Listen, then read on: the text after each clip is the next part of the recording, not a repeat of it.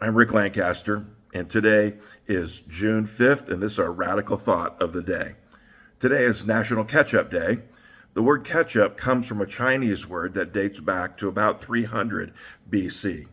This was a sauce of fermented anchovies, oysters, with mushrooms and walnuts. Not a big fan of mushrooms, so guessing I probably wouldn't like it very much. Probably an acquired taste, anyways. The tomato-based condiment was first developed in 1812 and is found in about 97% of American homes. Though in our home, the more popular condiment is ranch dressing. June 5th in history, on June 5th, 1967, the Six-Day War began with Israel and the Arab nations of Egypt, Jordan, and Syria. The following year, June 5th, 1968, Robert F. Kennedy was assassinated while campaigning. The proverb of the day is Proverbs 5:7. Therefore hear me, the Father speaking, now, my children, and do not depart from the words of my mouth. The radical thought for the day comes out of Psalm 123 and verse 1. And it reads, there it is. Unto you I lift up my eyes, O you who dwell in the heavens. The context of this psalm is a request for mercy. This request comes as a response to scoffing and contempt.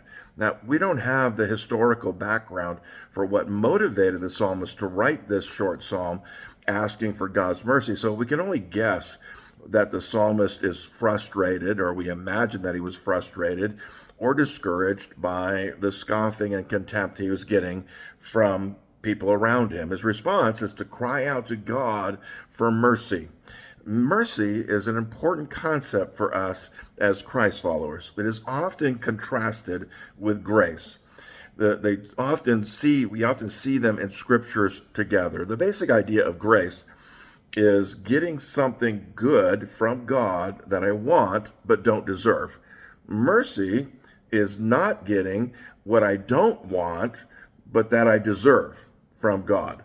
Grace is often connected to the good things of life and mercy to the bad things of life. This is a highly simplistic way of looking at it, but it helps to kind of sum it up for us. So the psalmist is frustrated or discouraged by the contempt and scoffing being directed toward him. By asking God for mercy implies that the psalmist is powerless to do anything about the situation. So what do? When you're frustrated and discouraged by the things in your life that you're powerless to change? What do? You know, too often we attempt to solve these problems ourselves. We might attempt to avoid that thing that frustrates us or abandon whatever it is that discourages us. Instead, the psalmist suggests that we ought to be looking for God for the mercy, to give us mercy, asking for him to intercede on our behalf in that thing. The second verse of that psalm, we're not looking at right now, but it goes on to say something else. It says that we should keep our eyes on the Lord for a very specific reason, to watch for the slightest signal. The sense of that is that we should be waiting for the Lord to give us directions as to what we should do with this situation. This also suggests that once we see that slightest signal from the Lord, that we'll respond to it immediately in faithful obedience.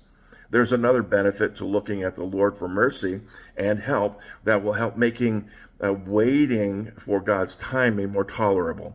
By watching diligently for a signal from God, we are not focused on the situation that we're frustrated or discouraged about.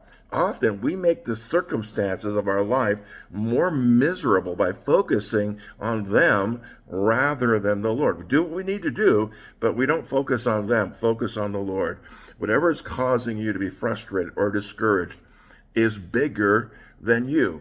Otherwise, you would have fixed it and you wouldn't be frustrated or discouraged any longer. If you want to experience God's mercy in that situation, fix your eyes on him and watch for his signals. He will respond. God is enthroned in heaven, but he's not far from those who seek his mercy. Lift up your eyes to him and be free. Pray this prayer with me. Jesus, help us to focus on you and not on our problems. That's the Radical Thought for the day. Subscribe, like, and share the Radical Thought for the day. Have a radical day with Jesus.